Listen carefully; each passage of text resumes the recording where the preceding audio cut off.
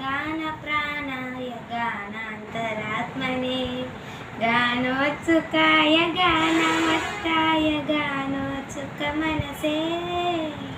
गुरुपूजिताय गुरुदैवताय गुरुकुलस्थायिने